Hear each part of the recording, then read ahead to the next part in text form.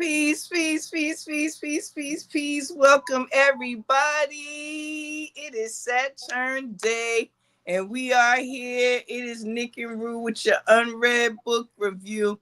Happy to be here, excited to be here. Sunny day, nice and warm. Look, I am ready to rock and roll. Man, I had such a beautiful week. It's like, man, I can't wait to even share this offering. And I have to be honest, I had to change my offering for this week because I needed it to match this vibration that I want to share with our audience today. So Nick, I am fired up. Hey everybody, if this is your first time here, welcome. If you're coming back, welcome back. We are just excited to spend this time with you every other Saturday. We love coming to you. We love sharing with you. We love to hear back from you. So please don't forget that you can always reach out to us either through DMs or email, and we'll be glad to either feature your books, feature your book recommendations, or even have you on the show to discuss a book. So, with that being said, Nick, I'm going to hand it over to you because, like I said, I'm excited for today. Oh, I'm excited for today as well as I'm excited for every time we get up here and do what we do what we love to do. So, yeah, I'm excited to jump in as well.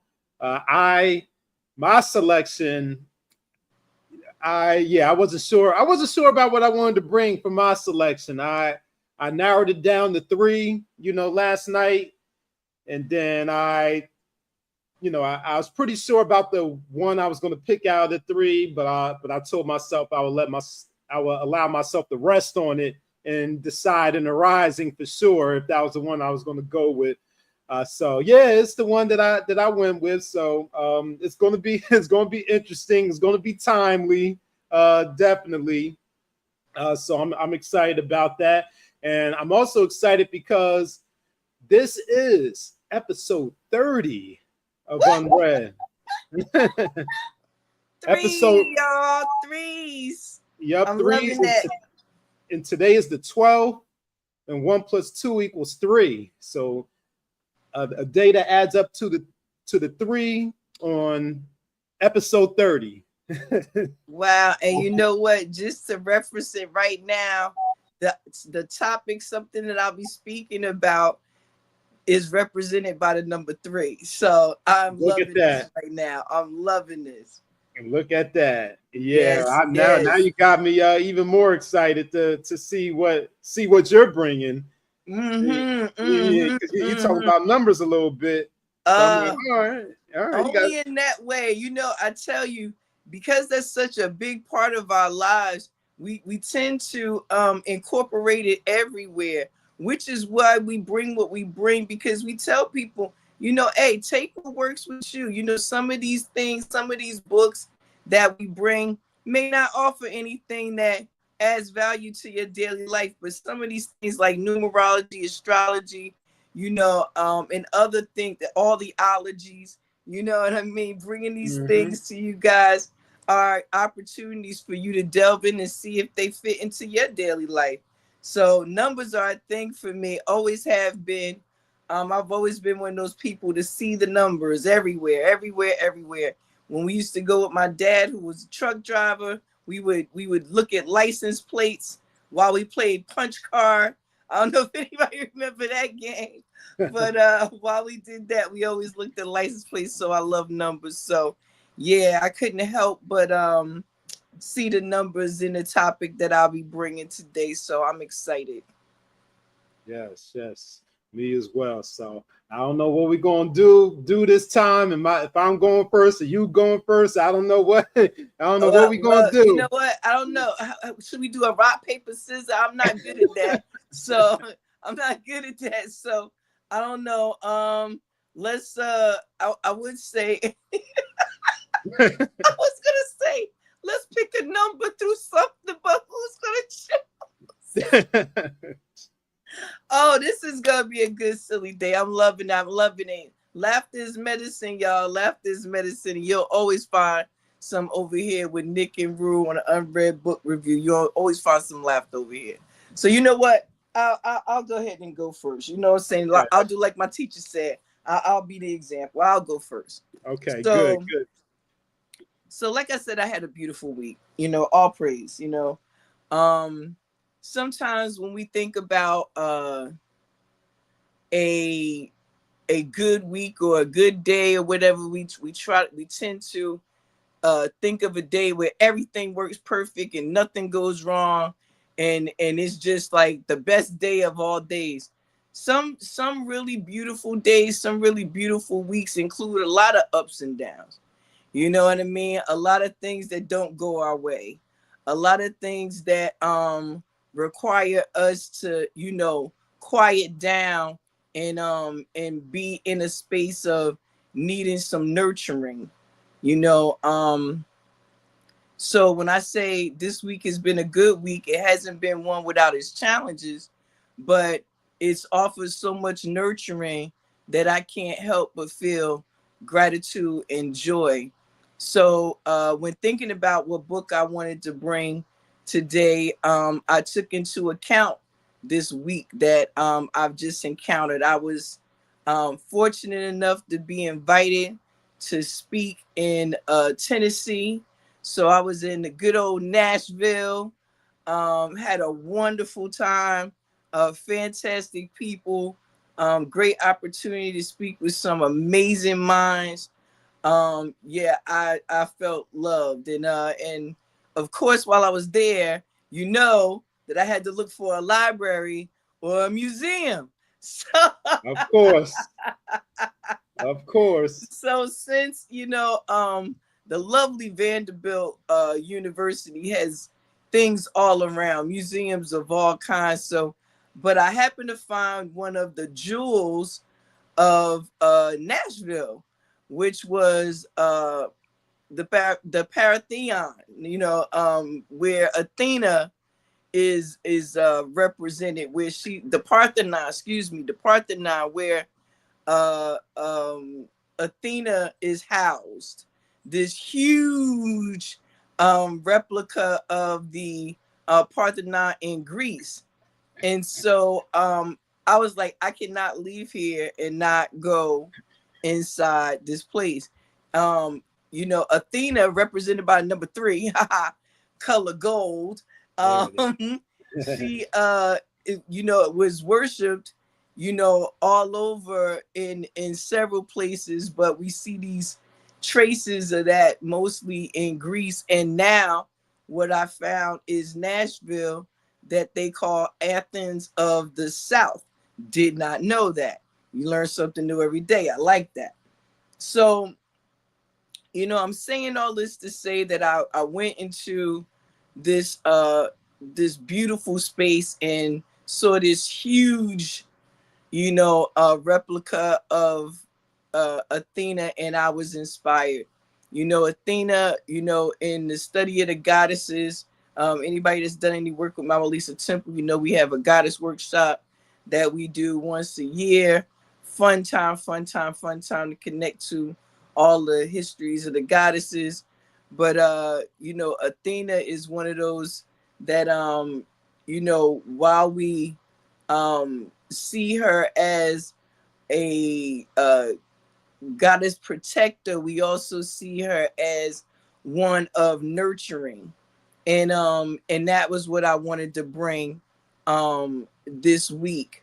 So we are in Cancer season. You know, we are flush full into it, and there's nothing more mothering than this season, more nurturing than this season. And while I was there, you know, when I travel, I tend to take time to reflect and think about, you know, how I'm doing, like do a check-in with myself, you know.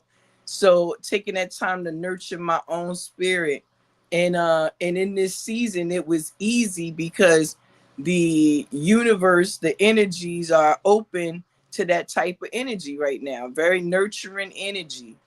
And I don't know if you are experiencing that, but right now we're having the full moon. It really is it's like you can feel it in the air, you know.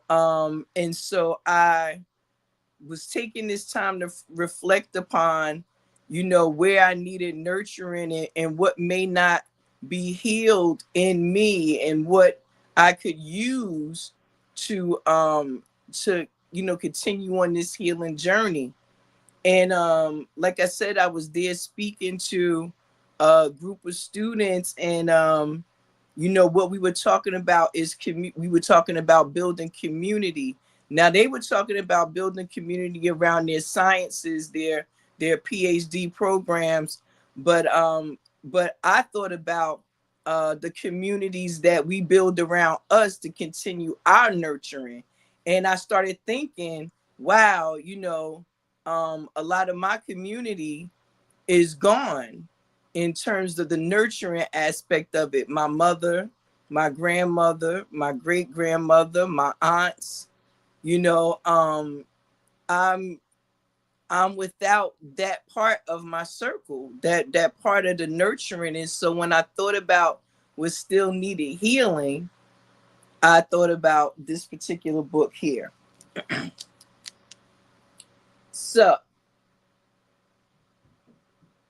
this is Buffalo Woman Comes a Singing. Oh, what you see is a MaWu Lisa Temple bookmark, y'all. Y'all see that? Get your bookmarks. Get your bookmarks. $5, 3 for 12. There you go. But anyway, you see Buffalo Woman Comes Singing. This is by Brooke Medicine Eagle.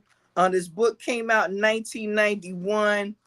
Beautiful, beautiful, beautiful offering. Nice and juicy. Beloved teacher, earth keeper, and visionary. I came across this book at a time when I realized that the community I had didn't have a lot of structure, and that a lot of the wisdom that was amongst us was not being fully used in ways that could benefit us to the things that we actually said we wanted to do. You know, you hear people talking about, oh, they look for their tribe, they want to do this, they want to do that, but they don't realize that many times that tribe is right there already. It just needs refinement. And that's another one of the things that Athena deals with is refinement. So you know, taking all of these signs into account, when like I said, I had another book that I wanted to share on nurturing, but I found this one to be the one that I wanted to go to because of the way that she addresses nurturing in this book. So a little bit about the author. Like I said, her name is Brooke Medicine Eagle. She's an earth keeper, visionary, teacher, poet, and psychologist who was raised on a Crow reservation in Montana. Now, in Buffalo Woman Comes Sing, she traces her spiritual development from her first guided steps on the medicine path to her ongoing work as one of the most highly respected Native American teachers of the modern era. Buffalo Woman Comes Singing explores fascinating uses of traditions like the medicine wheel, healing through ritual action, dream time, the moon lodge, the woman's place of retreat, and visioning. These powerful personal tools integrate ancient wisdom with contemporary experience as the Buffalo Woman calls each spiritual warrior to her own true place in the dance of life. Absolutely beautiful. Absolutely beautiful. Yes, I love that cover art. I do too. I do too. You know, esoteric art. Yes, yes. We know it. We know it well. There we go.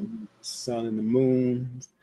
Yep. Yes, so much Basil. symbology, so much symbology, and we find that spread out throughout her book as well in black and white.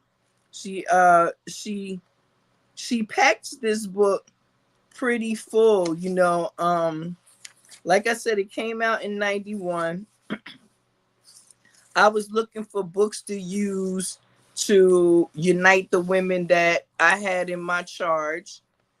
Um and I was looking for ways to do that through more natural ways of doing so. You know, we've allowed our own culture to be sold to us in these, I'm just gonna call it for what it is, these weird packages, instead of just going back to our roots. And that's what I was looking for, ways to get us back to our roots. Now I know people will argue about native, indigenous, who was already here, all that stuff like that. I'm talking people, y'all. I'm talking grandmamas and mamas and mamas and mamas and mamas.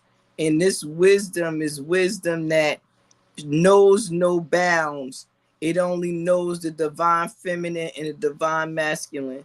So I ask you to refrain from saying what is native, what's not, what was here, what was not. It's about using the information to better your experience right now.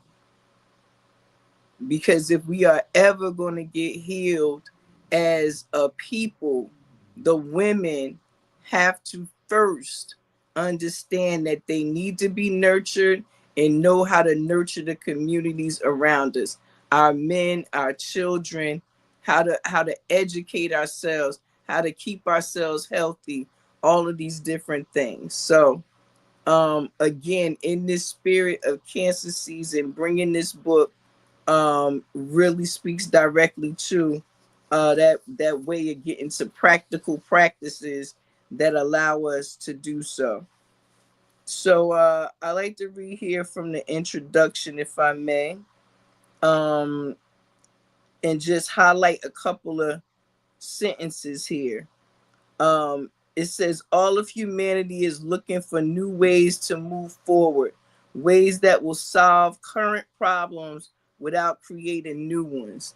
You know, I think so many times we uh, make things more difficult than they have to be. And so bringing books like this, it's my intention to bring us back to a more simple way, a more efficient way of not only continuing our own healing journey, but be the example we need to be in our communities to help others do the same.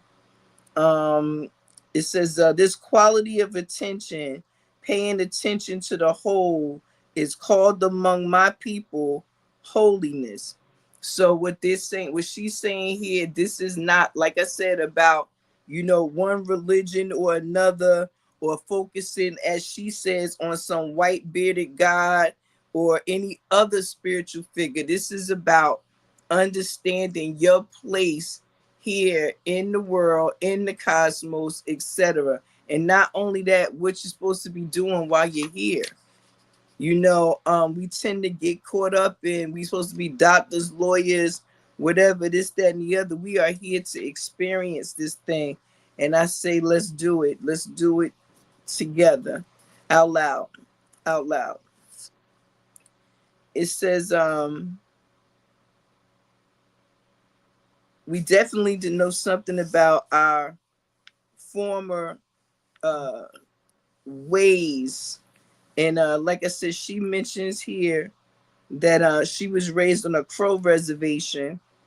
And I'm just going to read this part to you about grandmothers. Now, whoever has ever heard me talk know that I love being a grandma. I'm going to tell you now, being a grandmother brings a new level of joy to my life that I can't even put into words. But when it talks about grandmothers here, it says that they've stepped in and with spirit and intention as peace councils. Their actions have not been so public. Rather, they are centered in spiritual work in small, quiet groups, or as we call them, hoops, circles of women who have come together with intention to nurture and protect. To nurture and protect. We are in Cancer season, y'all. Look, UnRead Book Review, keeping you right here on the post of things. Nurture and protect. Their functions have included holding all people together in their hoops of oneness, letting people know you are a part of community. We are one, right? Weaving their spider web tapestries of peace amongst the people, going out and doing things in community, showing by example how it looks to be a part of something greater than yourself, adding yourself to the oneness of, right? And it says, encouraging the use of plant medicines to help us create patterns of harmony within ourselves, teaching us to go back to natural ways of eating and healing ourselves using herbs. Struggling over marriage baskets whose power is in the meddling poles within us, whether male, female, left, right. What she's saying is be support systems to those who are in relationships, who are having hard times, new people who are just looking for ways to be better in whatever roles that is that they live in their day-to-day lives. And finally, creating shields or hoops of women in a circle worldwide devoted to the prayers of all people. So just reminding women all over the world that we are all at some point grandmothers, whether that's biologically or just spiritually, and it's part of our job to do nurturing here on this space, on this earth. Now, I wanted to share this one picture here because I told you in black and white she had some pretty nice symbology in here. Oh, wow. You see that? Mm. Yeah, that's beautiful. It is a beautiful picture. Beautiful. Okay. And it says here, Grandma gave me even more than a personal relationship with her, a relationship with the power she served, the sacred bundle of the lodge and its feminine nurturing and renewing power. You know, I can't express enough how much nurturing means and how much having a way to get that nurturing is vital. I was reminded of that again on this trip. Like I said, it was an amazing trip. And you know, one thing I have to say, I don't go a lot of places, even though I love to travel. Um, but you know, I don't go a lot of places, but when I go places, I always have these like phenomenal interactions, right? So sitting outside the hotel, just taking in the Memphis sun. I mean, excuse me, the Nashville sun, because you know it had been raining up here. So I'm getting all that Nashville, like, ooh, you know, cook me up, brown me up, you know, and charge me up. And this beautiful older sister comes and she sits next to me on the bench and she talking to me about soaking up the sun. So we just get to chit chat and she telling me about her life and you know her travels around the world and blah blah blah. And she says to me at one point, "It's so nice talking to you." She said the young people don't even really want to talk no more. Mm. And I was like, ma'am, you could never talk too much for me because I live for this right here. And I said to her, my next words, I said, you know, I lost my mom and all my aunts and my grandma. I don't have any older women in my family to talk to. I said, sometimes I feel so alone because I'm like, who nurtures me? And at this very moment that I said this, a cardinal came and flew and sat in the tree. Hmm. Now, for my birdology people who understand symbolism in that way, we know cardinals are our ancestors visiting us, talking to us, giving us messages. Wow. At that moment, I realized my ancestors are trying to let me know I wasn't alone. At the same time this was happening, the woman grabbed my hand. Now, mind you, I don't know this woman from nowhere. And she said, "You are not alone." Mm. Woo.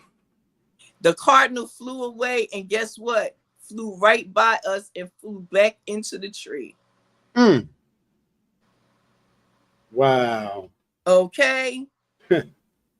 We need that nurturing. Sitting there with that woman helped me, reminded me that no matter how alone I felt in this walk, in this journey, sometimes, that my mothers and my mother's mothers, they are all still here providing that divine feminine nurturing energy, and it is pouring through. And it's part of my continued duty to do the same.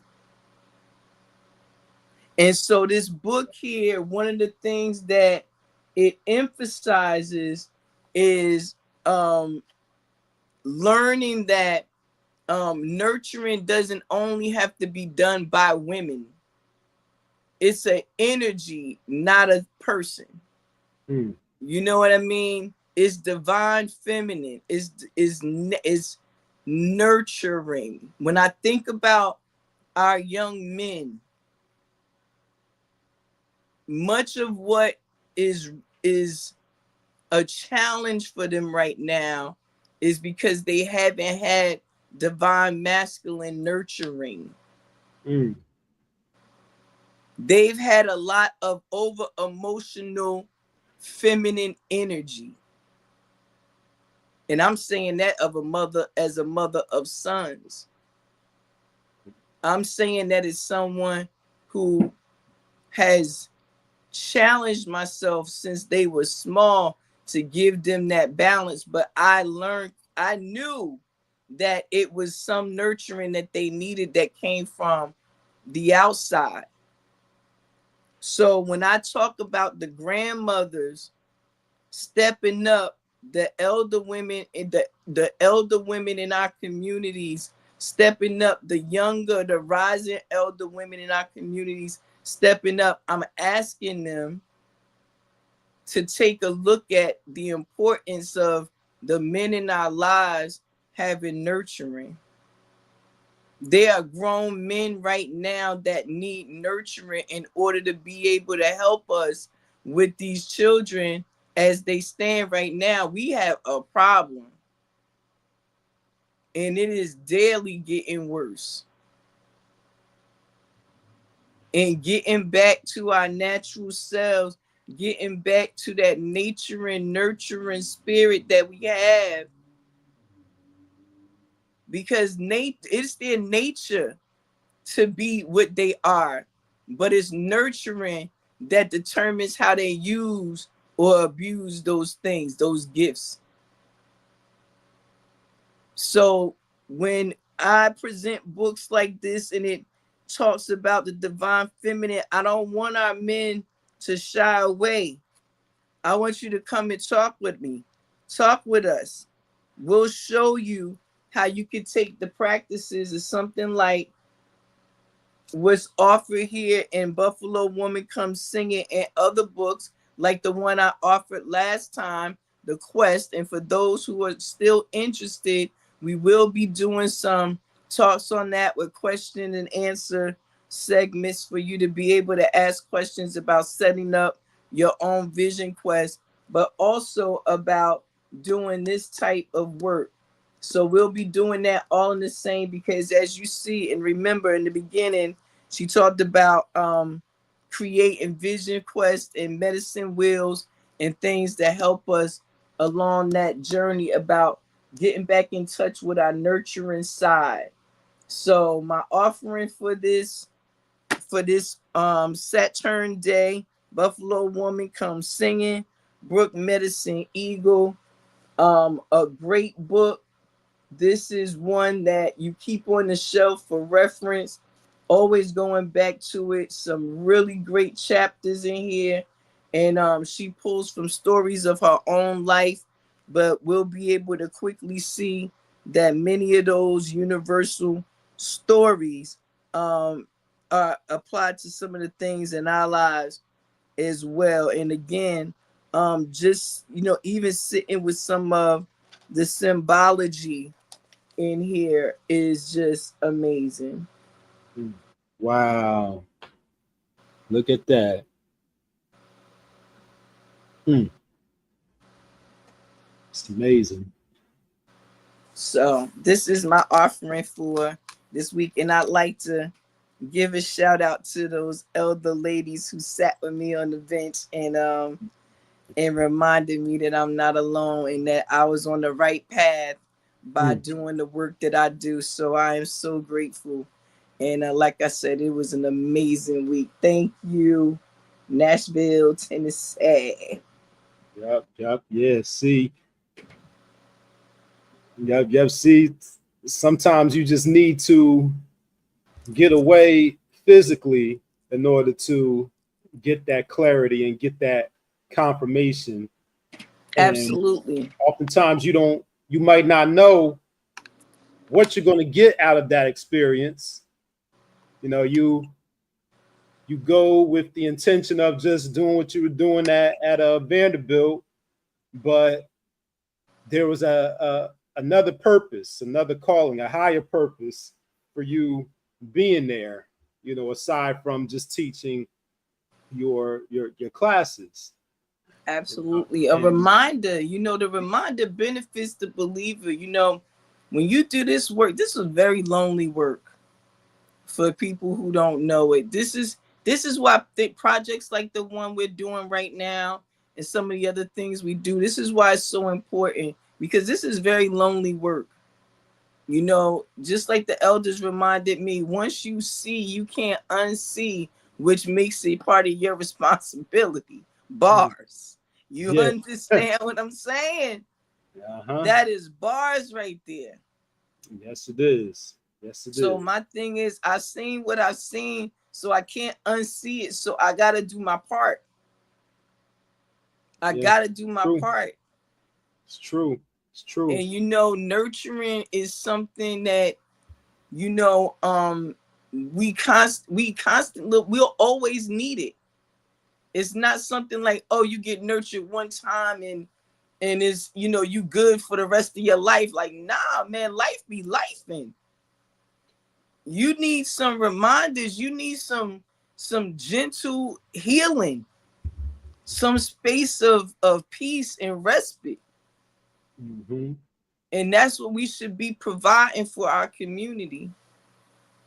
We should be providing these spaces. And so at MaWu Lisa Temple, we are doing our part to create and provide those spaces. And we welcome those in need of respite and nurturing and healing and just some place to convalesce and refresh and get strong. So yep, that's my offering. And I feel I really enjoy this one. And this is a great book with some really great tips. Yes. It sounds like it. And I'm not sure if you mentioned at the beginning when you got this book, but I'm curious to know when you got it. Because I'm curious about how your experiences and your outlook towards nurturing and the lessons that you got from this book have evolved over time, from the time that you first got it and read it till now.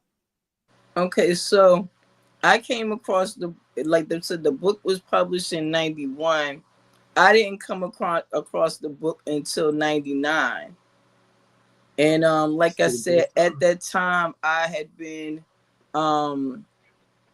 I had been elected as the woman to sit over our sisters, or with our sisters, in charge of their education. I'm a dean of education for my organization. So at that time, I was looking for ways to fellowship.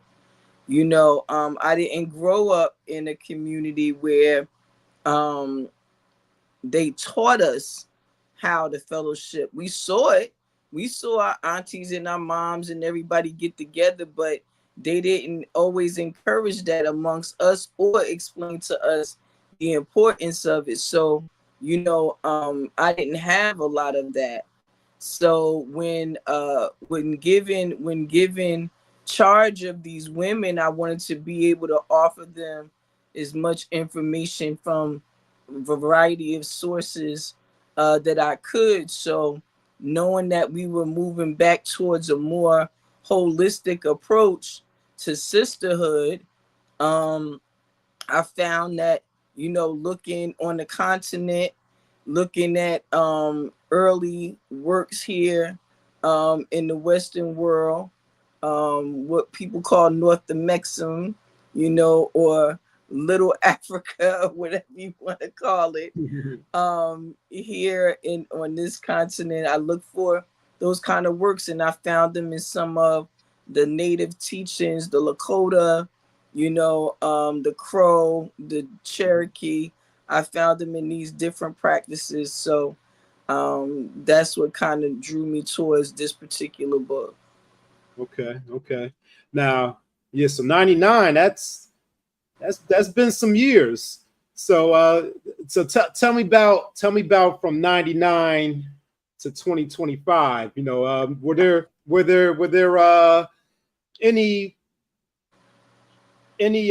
any lessons that maybe didn't resonate as much back in 99, but they resonated more with you into the 2000s, into the 2010s, or the 2020s, or anything like that? Tell us about that evolution for you.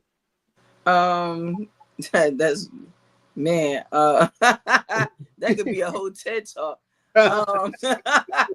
But what I'll say is that I always craved community. I'm Aquarius. Groups and organizations. I like people. I don't always like people, but I like people. And so in that, I was always open to the idea of the offerings that's in this book, talking about, community and things. I was a grandma's baby. So the parts about the importance of a grandmother and aunts and and mothers, that resonated with me right away. So over the years, what I think has changed is my ability to be able to use the wisdom of our grandmothers and our mothers in a different way. And the example I'll give is, um, some of the sayings my mom used to say, like, everybody not your friend, everybody don't like you, and things like that. And when you are growing up in this society, they make that very superficial. And so it always make it look like women are catty towards each other. But what I found was that it wasn't that. It was that we didn't know how to accept that, on the real level, rejection. You know what I mean? So if somebody didn't like us, we either did one or two things. We tried to people please them, or we tried to just be like, oh, well, she just don't like me, is, blah, blah, blah, blah, blah, blah, meet it with hostility. And one of the things that the practices in this book have helped me with was recognizing that has nothing to do with me a lot of times, people's responses.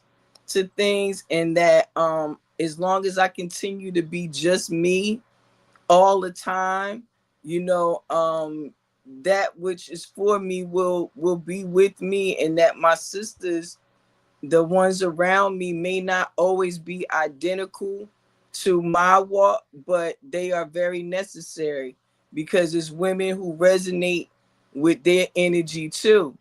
You know, I used to want to lean towards having sisters who was only about harmony, like all that chaos, all that nonsense, all that like I didn't want none of that around me. And I still don't, in the ways of negativity, like gossiping, and I won't tolerate any of that. But some of us are what they consider angry on the outside. So we present a little, you know, they present a little hot. And for somebody that don't present hot, you know, that can be like, you know, whoa, you know, am I going to be able to sit in a healing circle with this sister? But we have to remember her journey for whatever it was made her hot. And there's some other hot sisters too. So this book has just showed me that the importance of having a sisterhood that has a variety of personalities and all of that is possible, and doesn't have to be this space of competition or cattiness, because everybody's presence is necessary. Every type of personality is necessary. Yep. And that also speaks to the not the timeliness, but how timeless this book is, because you're touching on themes and topics that were relevant when the book came out in 1991, and are still relevant in 2025. So it's interesting to see how what's needed hasn't changed, but it's also interesting and great to see that you're able to gain new insights over the years as you evolve, you know, from being a granddaughter to becoming a grandmother. So that's a beautiful thing. And I also love that you mentioned the importance of nurturing for, you know, the young men also. That's something that came up in our conversation a couple of years ago during the healing chambers, in discussing nurturing. And that's a point that we brought up in both the definition of the word nurture, and I also brought that out in the numerology of the word nurture as well. So that was a great reminder of that importance of nurturing for both young men and young women. Absolutely. You know, I'm like this. We can't expect our men to heal and get strong and be these protectors and maintainers of the women if we don't allow them to be. And the only one that can teach them how to do that are the men who are healed and ready to lead in that way.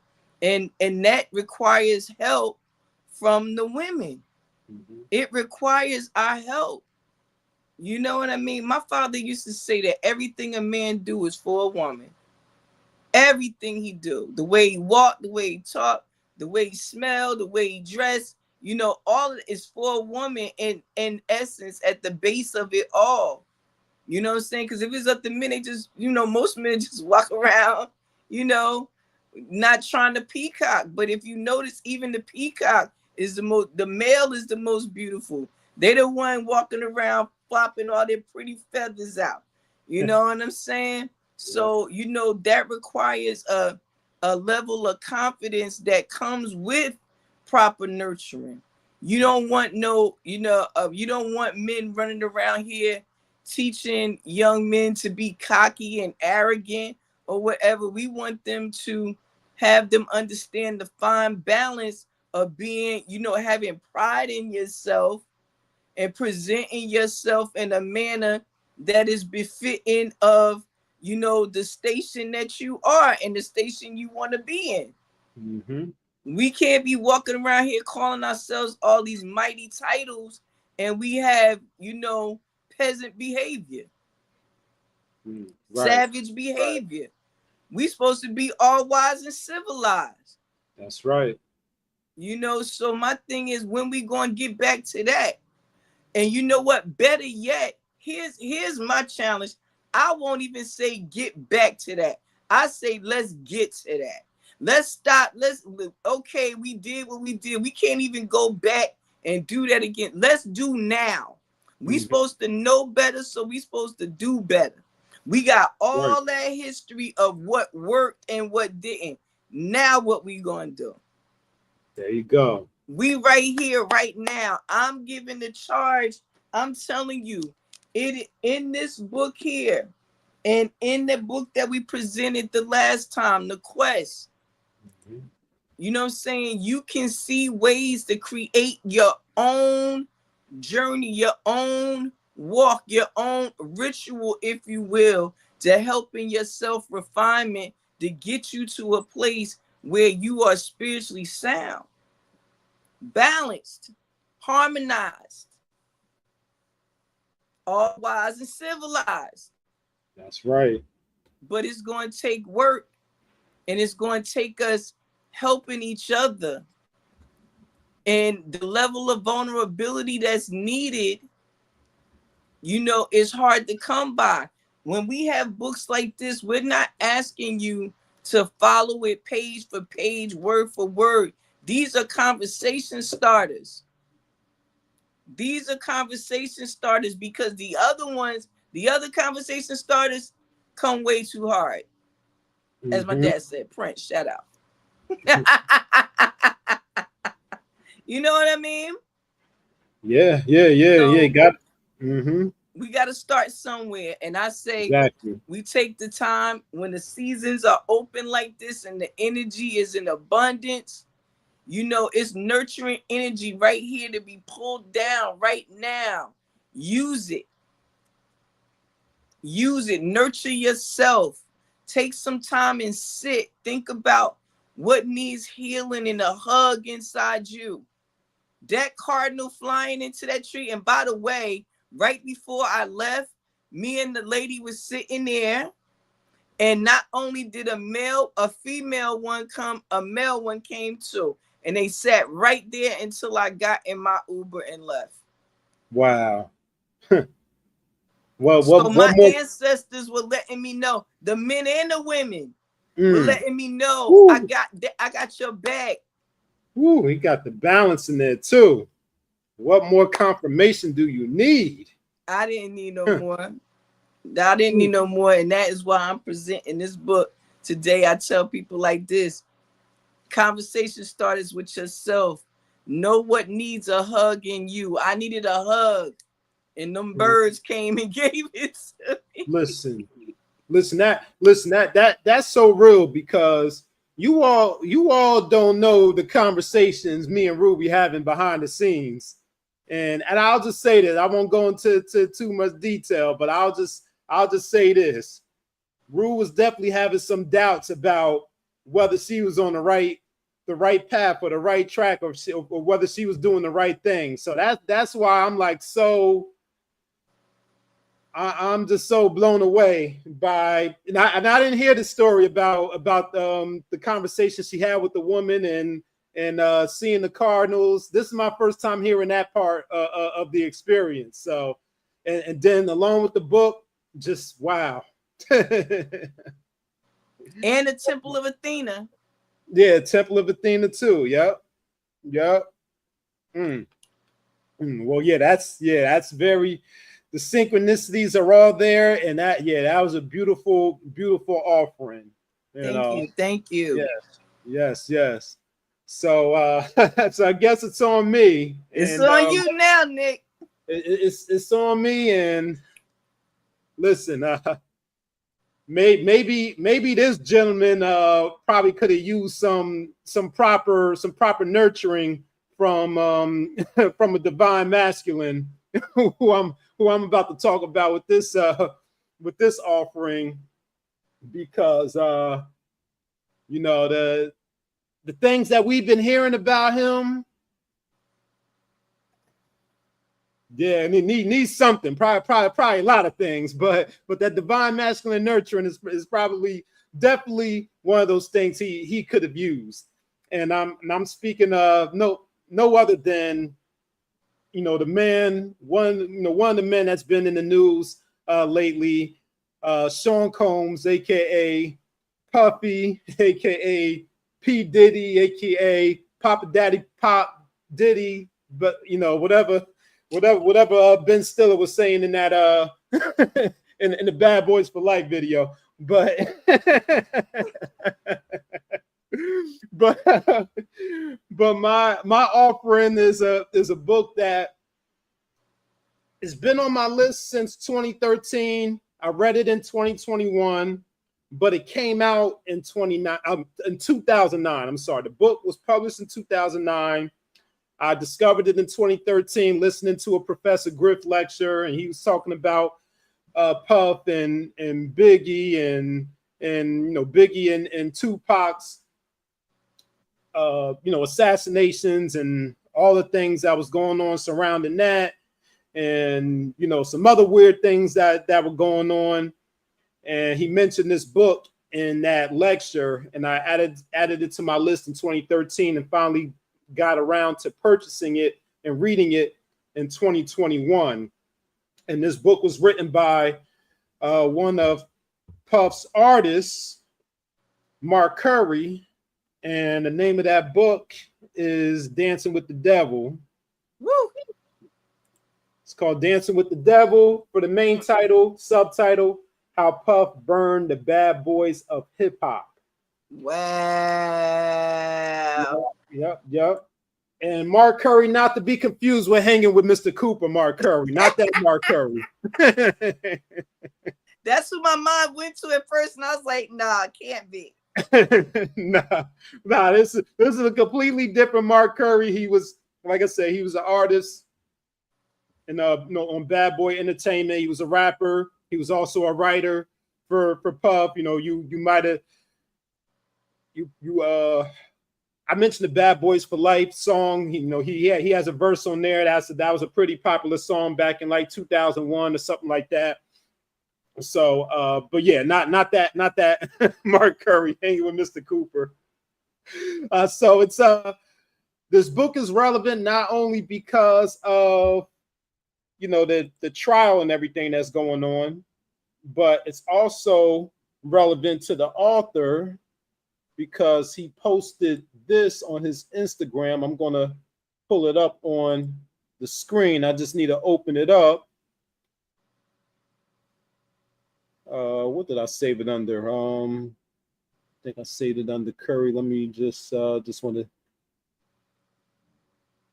pull this up really quickly. And did I skip it? Okay, yeah, here it is. All right, so let me open it up and then share the screen. So I mentioned that this book came out in 2009, but Mark Curry announced recently that he's coming out with the collector's edition. Oh, I didn't put it on the screen there. All right, there it go. Yeah, he's coming out with the collector's edition on pre-order, Dancing with the Devil, Old and New Testaments. So it's a reprint of the 2009 version, but with some new updated information. Okay. That's probably relative to what's going on now. Let me zoom that in a little bit. Wow. Yep. And then I want to share that. I also want to share the caption that he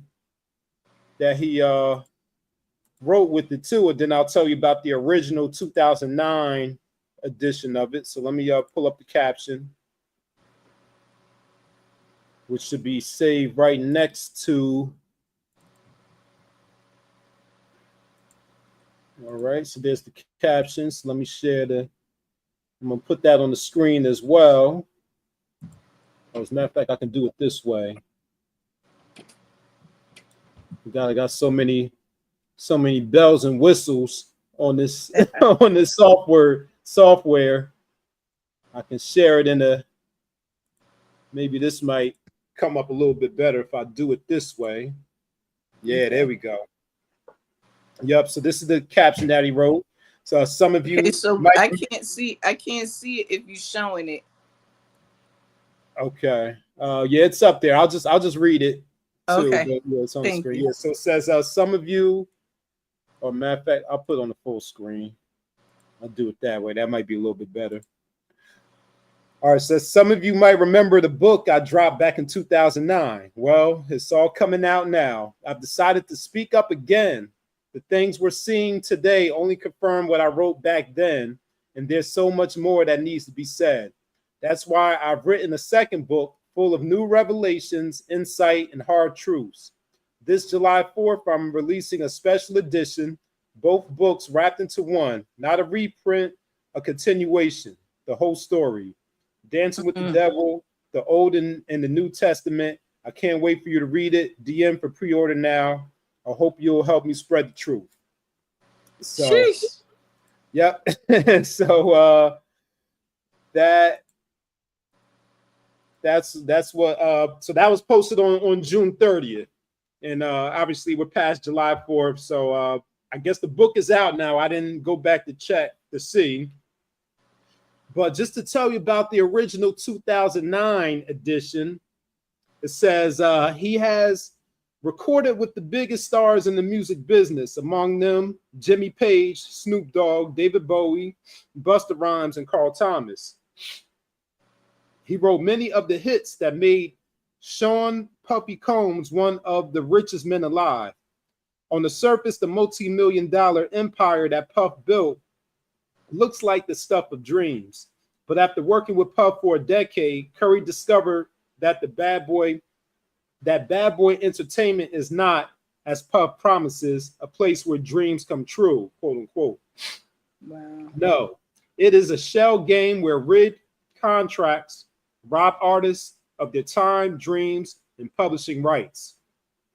Dancing with the Devil reveals startling new details about key events in the fast-paced, controversial, and sometimes deadly world of hip-hop music, including how Puff abandoned Notorious B.I.G. only hours after he was gunned down, Puff's close relationship with the man who took credit for shooting Tupac at Quad Studios, fresh evidence in the 1995 murder of Suge Knight's bodyguard, Big Jake, Puff's betrayal of Shine and lies to the grand jury and during trial, how drug abuse may have been behind Puff's brutal attacks on both strangers and colleagues, including record mogul Steve Stout and the late Shakir Stewart.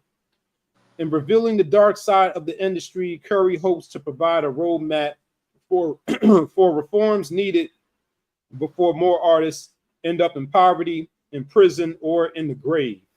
Mm-hmm. Yeah. And that was published. And that was published initially when? 2009. So 16 years ago.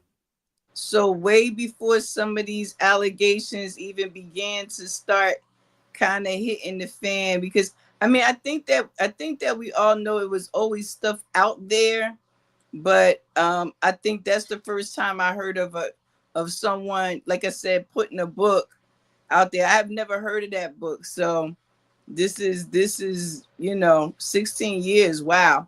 Mm-hmm. Yes. And like I mentioned, I heard Professor Griff mention it, and and some of the claims that Griff was saying, they go much deeper than what's said in this book, because you know how he gets down. Yes, absolutely. Yeah. So, but was he promoting the book, or was he calling out the things in the book that were suspect? He was he was a little bit of both. He was I would say he was more so promoting it, suggesting that people go and read it. But of course, he took it a little bit further by making some claims that weren't made by Mark Curry. See, Mark Curry, he focused mainly on the business side of what Puff did as far as paying his artists. I mean, yes, he talked about some of the unalivings that happened, but he didn't attempt to connect Puffy to Biggie's assassination like Professor Griff did in his lecture, as he did the same thing with Pac in those lectures. Right. But he did reveal some shady behavior and moves, like mentioned in the description here, with abandoning Biggie after he got gunned down, and lying in court during Shine's trial and things like that, in the death of Suge Knight's bodyguard. Yes. But yeah, he spoke a lot about the business dealings, which were really shocking to me. Okay. But I will say it goes back as early as 1991 with I believe it was the basketball tournament at City College. Yeah, it was a celebrity basketball game at City College that he organized with Heavy D. And during that event, they oversold the event. So they oversold the event. 9 people ended up getting trampled and dying. Oh. And they didn't have any liability insurance either. Ooh. So that was a big scandal back in 1991 at City College. Okay, that's in Long Island. Yes, it is. Mm-hmm. I remember that. Yeah, so Puffy was the organizer of that event. Wow, I did not know that. I did not know that. Yep, him and Heavy D. Yeah, I did not know that. Wow. Yeah, so he actually has the news clipping of that in the book. Let me put myself on. Yeah, so he has the news clipping there. No liability insurance at game that led to the death of 9. And that's a picture of Heavy D on the microphone there, and that's Puff down there with his hand over his face. So did they get sued for that? I wonder. I believe so. It's been, like I said, people got hurt. So yeah, I believe this was back in this was back. Well, I read this back in 2021, so I don't remember. Right, but I would think so, because that was quite the thing. But now, I have to ask. I don't keep up with all of the higamajoo that's going on. I don't either. but so does he mention some of the things that's going on now in that book, like a little pre-warning that people kind of just missed?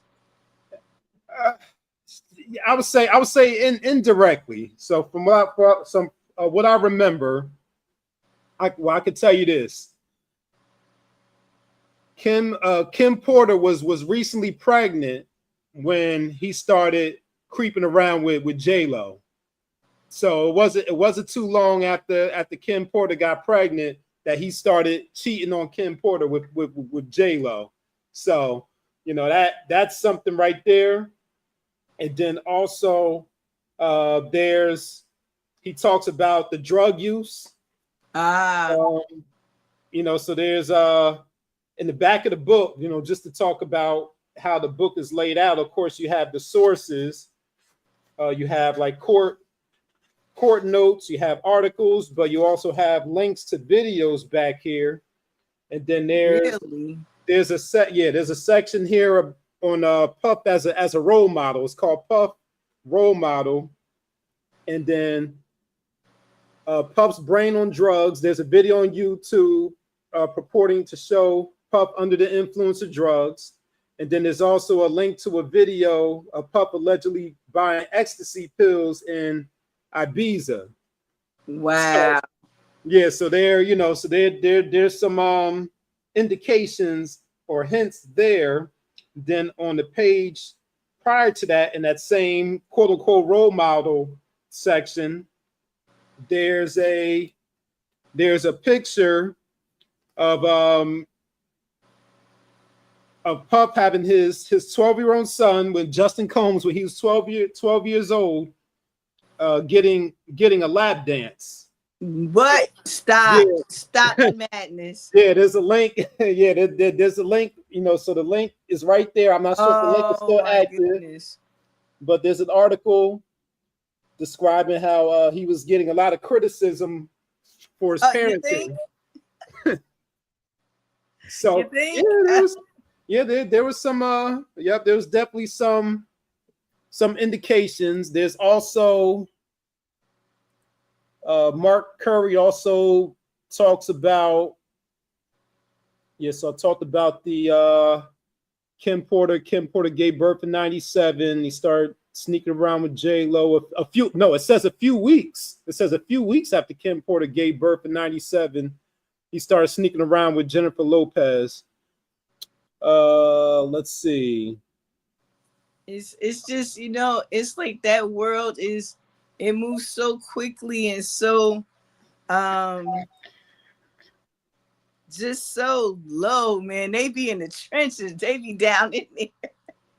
They be down in there just doing all the things.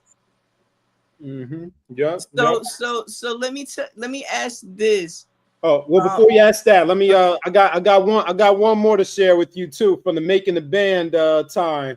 Oh, I was gonna ask you something. Oh, that's where he's about to go next. Okay, because there was some indications from the Making the Band time too. Back in the I think that was in the early 2000s. So I'll tell you about that. So let's see. Okay, I'll just read this part of the page here. So it said it didn't seem to matter to Puff that that he was ruining people's lives. He was preoccupied now with this new reality show on MTV called Making the Band. The show was little more than a peek inside what really happens at Daddy's house. Basically, he would put a bunch of desperate poor black kids in a group house for a few months while they auditioned for a new rap group that he was forming. I'll never forget Kimberly Mysterious Burt, the 21-year-old lady who competed for the female rap position in the second season. Not only was she very good, but she had charisma and stage presence. Anyone could tell that she was the best choice. On one of the shows, she was moved from her upstairs bedroom to a room in the basement where musical equipment was stored. The reason behind this was because Puff felt that she was getting, quote unquote, too comfortable. Oh. Another time, he had the group walk across a busy bridge just to get him a slice of cheesecake. For Puff, degrading those children was entertainment. What the audience never knew is that Puff ran so many mind games on Mysterious that she suffered a nervous breakdown during the season finale.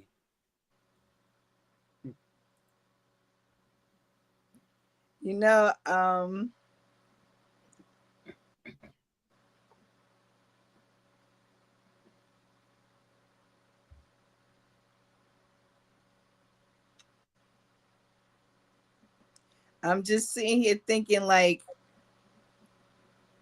the what was the name of his show where he was doing like where he was deciding he was going to get an apprentice, right?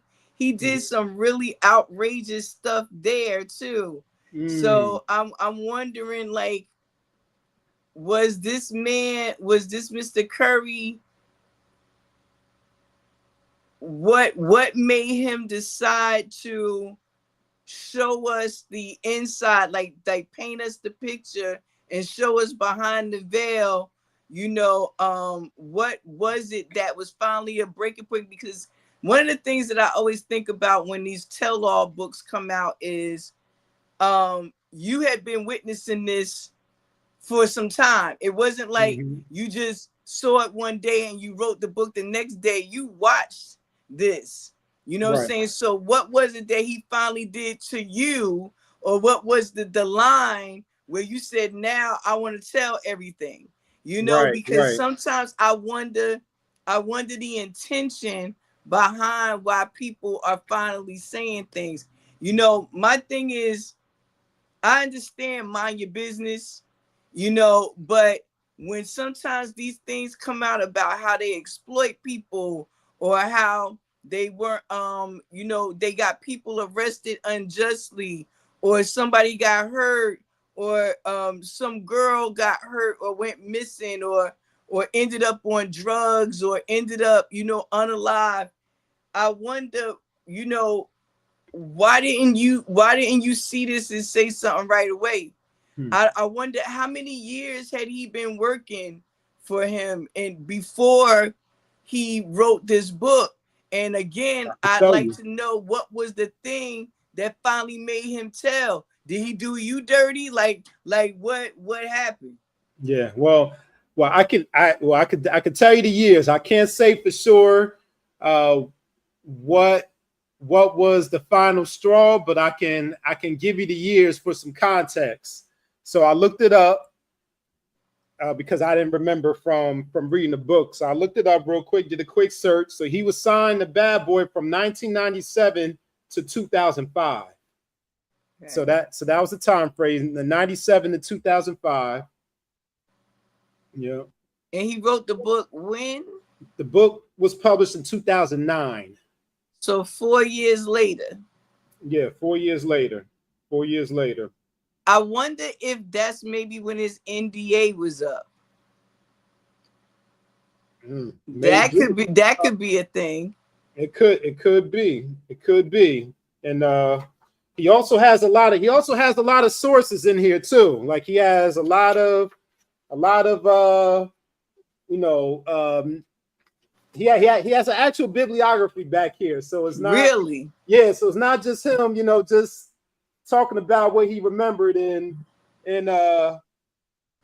what he saw, but he also has you know, lots of articles. This is all still sources here. So it looks like he did a bit of research for this book too. Okay. Yep. So those are the sources. Still going with the sources. Right. You know, you know what I'd like to just kind of bring in for a second, and I just would love your input on. You know, I was sitting here, you know me and my mind movies. You know what I'm saying?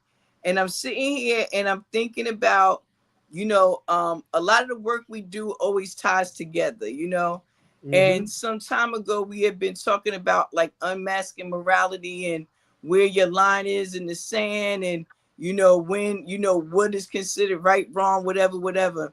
Right. You know, when I think about these industries, not just this one, but even, you know, some of these like pharmaceutical companies and other places that have you sign an NDA. My question, I guess, generally, and you know, and you can try to tackle it if you like. Sure.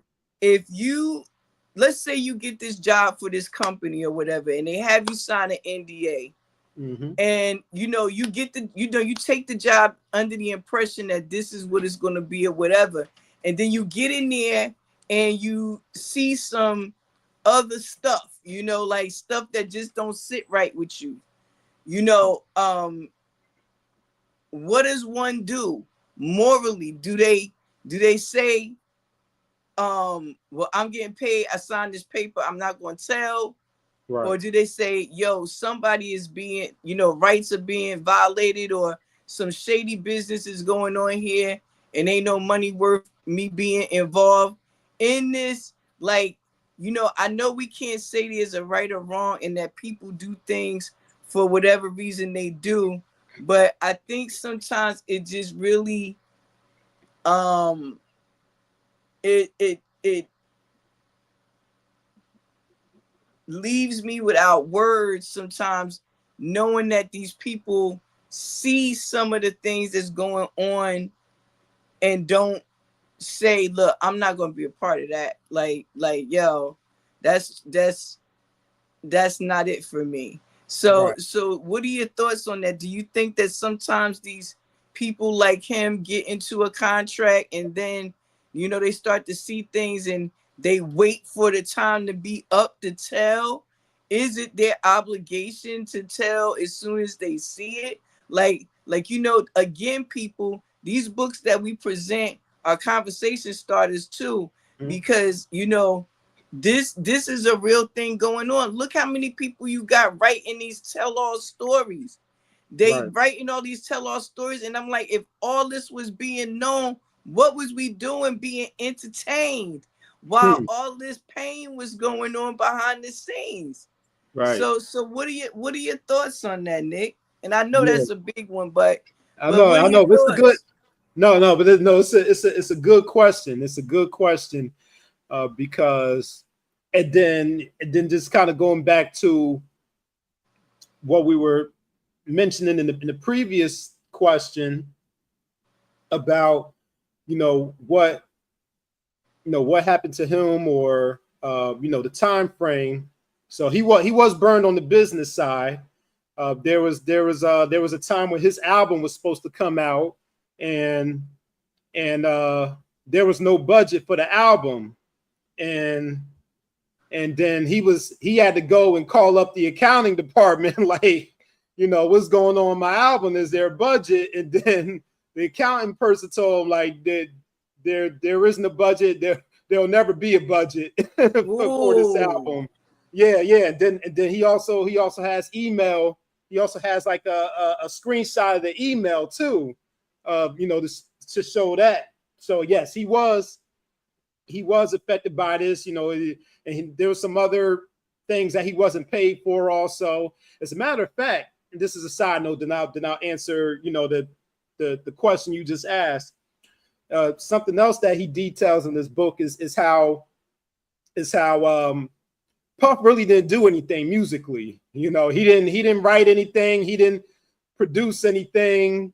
He was that person in your class where you're doing a group project and then everybody else do the work and then he just put his name on it. I can see that. I can see that. Even as a rapper, he didn't write any of his own lyrics. Mark Curry had to teach him how to rap because he didn't know how to rap.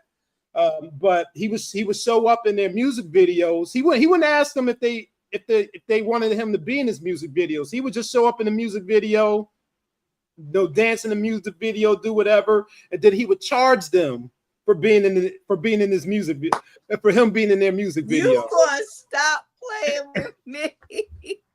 Yep. So he talks about that. He talks about how Biggie had to bootleg his own CD and sell it out of his trunk and sell drugs too because he wasn't getting paid. So even when Biggie was a big star, he was still broke. So, but anyway, going back to your question about the morality aspect of it, it's a very dicey and complicated thing because on one hand, you could have spoke out when all these things were going on, but on the other hand, you might have heard some things about this man and about what he does to people who get in his way too. So it's just a matter of, are you willing to sacrifice your whatever it is, your career or shoot, maybe even your life? If you go back to what Al B. Shore was saying about Kim Porter, Al B. Shore said that Puff had Kim Porter, unalive. So so you have that side of it. Then also you have I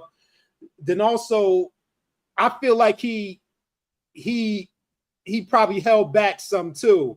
Like he put enough in this book that he was able to back up with receipts and sources, to where he might have been protected legally, where he couldn't be accused of libel or slander because he has the receipts and the evidence for it too. Right. So Right. so it seems like he probably carefully towed the line, and the fact that he's still around now talking about it shows that he probably didn't push the envelope too much to where something would have happened to him, but just enough to where he exposed them, but he didn't put his life in danger.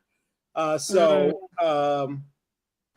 yeah, I would say that he probably towed a line there, and he probably played it safe to an extent.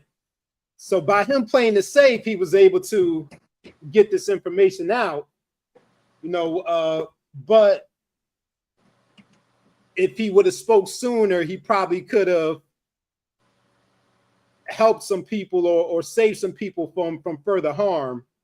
Or he could have spoke out back then and nothing would have happened. He would have, Puff would have got a slap on the wrist or something, just like now, pretty much. I haven't followed the case really closely, but he was only found guilty of 2 out of the 4 charges, and the 2 heaviest allegations, the 2 biggest indictments, he got found not guilty of. So it's like sometimes you'll put yourself out there and speak out, and no justice happens. So it's a very, it just, like you said, there's really no clear right or wrong. There's drawbacks and benefits to both sides of it.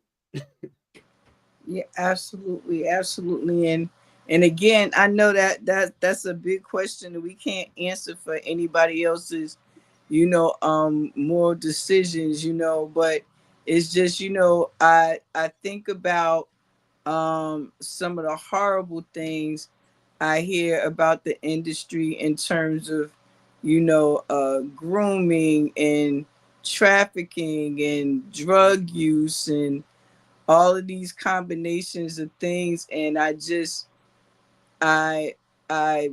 sit and I wonder to myself, like, just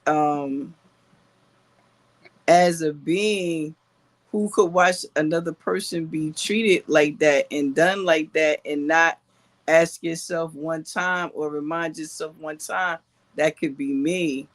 And what would it be that would keep me from saying something about that, that see something, say something kind of energy? And at that point, I know people have this no snitching kind of thing, but I mean, if a child or a person is being sold and beaten or, used as a sex slave or whatever is going on, like that overrides that for me. Mm-hmm. And that's just me, and I truly, sometimes, I'll be honest with you, I thought about when I was sitting here and like I said, I close my eyes, I do my mind movies because I play out scenarios. And I was saying to myself, I thought about what you said about Albie Shore and him making that statement, about that young lady. And I think there must be like a tremendous amount of fear attached to saying something sometimes. So I can't imagine what that person psychologically has gone through, because to see something live versus see it on television and can't say nothing, or be so frightened that you don't know what to say, have somebody unalived in front of you or abused in front of you. I'm sure that makes a psychological scar that we can't even imagine, which would, at probably most likely not have the person say something at that time. So when I see books like this, expose books like this, and we ask ourselves, well, what took them so long to kind of tell the story, it could be a myriad of things, you know, from NDA to just fear to, you know, or finally I got to get this off my chest. It's eating my conscience. You know what I mean? So that's a wonderful offering. And I think books like that are, even if you don't keep up with the current, you know, things that's going on in the news, we have to remember these are things that are going on in the world. So somebody needs to be paying attention so we can have conversations like this, you know, because it's always going to go back to morals, principles, standards, and things like that. So definitely choices and decisions, my people. Choices and decisions. Yes, yes, absolutely. And you know, just in closing, just to say more about the book itself. Of course, it details Mark's journey or his career with Bad Boy from 97 to 2005, but he also gives some autobiographical information about his background. He comes from a background of musicians. His father here was in a rock and roll group. Kenneth Curry, you know, he was one of the early integrated rock groups because you see it's yes, you know, yep, an integrated rock group. His family also has backgrounds in gospel music too. wow, Yeah, the Sensational Williams brothers is those are his family members. beautiful, Gospel group. beautiful. Yep. Yep. So he also shares that background as well, and you know where he grew up. He has pictures of where he grew up. Um, his father Kenneth Curry had a record shop called Rockin' Robin's Record Shop right there. So that's the record. Very nice. You know, record Rockin' store. Robin. Yeah. That's an old school song. Rockin' Robin. Mm-hmm. Yep. Yep. And him and two other guys, they performed as the Breaking Sensations in junior high school in Teaneck. Shout out Jersey. Boop, boop, Yep, boop. shout out Jersey. Yep, Teaneck. Yep. Wow. Yeah. So he a local boy. Yeah, I'm not sure if he's from Jersey. I know he performed there. I have to go back and see because I know he lived a few different places. I know he lived in Atlanta for some time also. And I think that record shop might have been in New York. I think it had a New York address on there. Okay. Yeah. So, but So yeah. so you know what? Let me ask this before you finish up. I was gonna ask, so what is he currently doing? And is he still in the industry in some way? I'm not sure if he's still doing music, but you know, like I showed you at the beginning, looks like he's been working on the next installment to this book because the book is, I guess it's out now. So he just looks like he just dropped the continuation of this book. So he's definitely been working on that. And I know he's been doing interviews and you know, interviews on the internet. He's been I've seen him going around the internet, you know, over the past few years, doing interviews and things like that, promoting before he came out with the continuation of Dancing with the Devil. He was still promoting the original 2009 edition of the book too. So I believe it actually was actually came back into print because for a while you couldn't find it, or it was a you know, exorbitant amount of money on Amazon, but now it's, you know, back down to the regular price. Okay. So it looks like the book, he put the book back into circulation, the original version of the book, you know, prior to him doing a continuation. But yeah, as far as I know, that's what he's been up to. Okay. I don't know. He got a book coming out. We might have to reach out to him and tell him come over here and talk with us on Unread. You know, Yeah, we shouting you out, yeah, shouting yeah, you out. yeah. But Well, yeah, great I'm certainly offering. curious. I'm certainly curious about the new revelation. So I think I will get. So instead of rereading this, I think I will get the anniversary edition and see what's see what new revelations he writes about. See, y'all, this is how Nick be getting ahead. Nick be jumping on the books as soon as they come out. I love it. Some I of them, love it. I some of them. love it.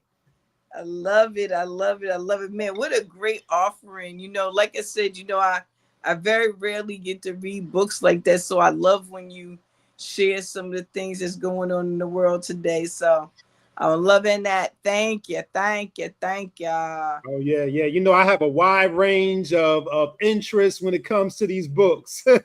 Of course you do, and Yeah, that's what makes you great in what you do, man. I tell you again, these books are conversation starters. They are books of refinement, books that just keep reminding us over and over again, how to become all wise and civilized. yeah, yeah. Gotta love it, gotta love it. Yup, So yup. yeah, Read for you. definitely a great offering, Nick. Thank you. Yes, yes. My pleasure, my pleasure. That's right. Read for your own self-development. But yes, conversation starters. People who read, they're more interesting. Hint, hint, Yes, they for the are. people out there. So if you're looking for, some codes out there to make yourself more attractive and appealing to people, read some books. Read some books, just read some books. Yeah. Well, you know what? I do hope that people decide to take a look at this book here, Buffalo Woman Singing. Yes, Buffalo Woman comes to singing. Yes, she do. Yes, she do. Yes, she do. Yes, she do. Again, the symbology, don't overlook that, y'all. She got some really great pictures in here. And again, this is a self-guided tour. She reminds you that you don't have to take her way, but take a way. So that's always how we talk about it over here at Mawulisatemple. You don't have to follow everything word for word, but it's nice to see what some people have used to help them along their journey and remind us of our ancient ancestry in the process. So definitely join us as we continue to talk about these books. Like I said, Quest and Buffalo Woman Comes to Singing kind of cover the same thing. Don't forget about your bookmarks if you're interested in your bookmarks. You know what I'm saying? That's right, Nick. Show up, you got your bookmark, Nick. Show up. But we got all colors, shapes, and sizes. $5, 3, 4, 12. Yes, you can get them. Hit me and Nick up, and you can get yourself some bookmarks unread.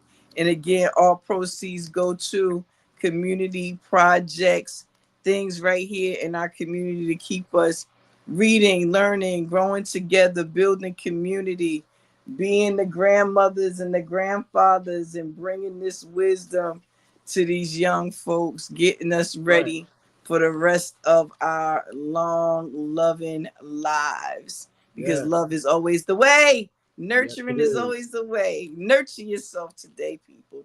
Nurture yourself. Yes, it is. Yes, it is. That's right. That's right. That's the message for you from your offering. My message, as Rue pointed out, is unmasking morality. With my offering, as well as uh, the usage and the harvesting of energy. What we give our energy to, it grows. What we put on the pedestal and who we put on the pedestal, they feed off our energy. So just keep that in mind when it comes to these idols and these quote unquote idols and these celebrities. And shout out to the Black Dot who coined the term idol worship. But Yeah. idol is spelled IDLE, not Mhm. IDOL. But Yes. and the meaning of that is the stagnation of one's life when we preoccupy ourselves with the lives of celebrities with nothing to show for it. Absolutely. So that is my message for my offering, along with, you know, reiterating what Roo mentioned about getting your bookmarks, about getting, you know, with the study sessions when that becomes available for, you know, for the quest and for Buffalo Woman Come Singing, as well as, you know, always just tuning in with us every other Saturday. So that, you know, that's all I got in closing. Hey, that's all I got. So let's get out there and enjoy the rest of this Saturday. I don't know. That sun is a shining, so it's calling me. So I'll probably go out here and hug the tree. Bars. You know me, boy. You know me, people. I love y'all. Thank you so much for joining us another week of Nick and Roo UnRead Book Review. We love coming to you, sharing these things. Again, you can get us in our DMs. All information will be below. Contact us. Reach out to us, comments, concerns, books you'd like to offer, and authors who'd like to share their books. Come on and talk with us now. That's it for me. So peace, peace, peace. Peace, y'all.